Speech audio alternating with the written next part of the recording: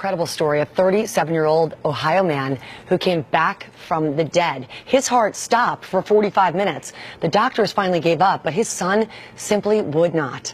ABC's Alex Perez has his unbelievable story.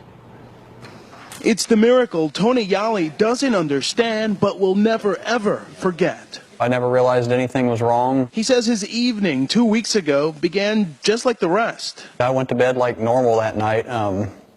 Didn't have any idea anything was wrong. Neither did his wife Melissa until she woke up in the morning. I could tell his breathing was off. Tried to revive him, wake him up. He would not wake up.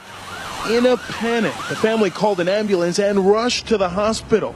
Doctors frantically searching for the problem. They anticipated that they would find some type of heart blockage. The doctor came out and said they could not find any blockages in his heart. Through the day, medical teams couldn't figure out what was wrong with Tony. Then, in the afternoon, his heart stopped beating, and for 50 minutes stayed that way. The doctors scrambled to revive him, to no avail.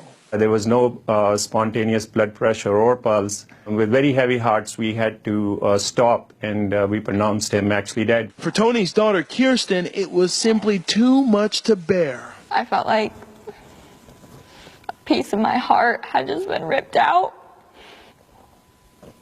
As nurses were preparing to take Tony to the morgue, Tony's son Lawrence, with a pastor by his side, stood right in front of his dead father. He began talking to him, refusing to accept what doctors had told them. I said, "Dad, you're not going to die today."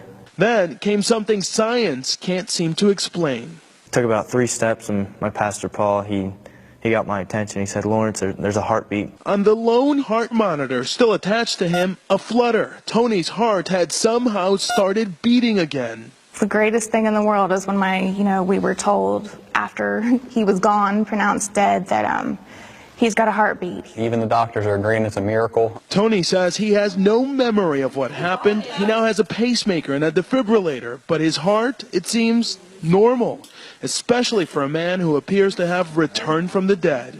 Nobody has any explanation except, I had a lot of people praying for me, and God moved that day. For Good Morning America, Alex Perez, ABC News, Chicago.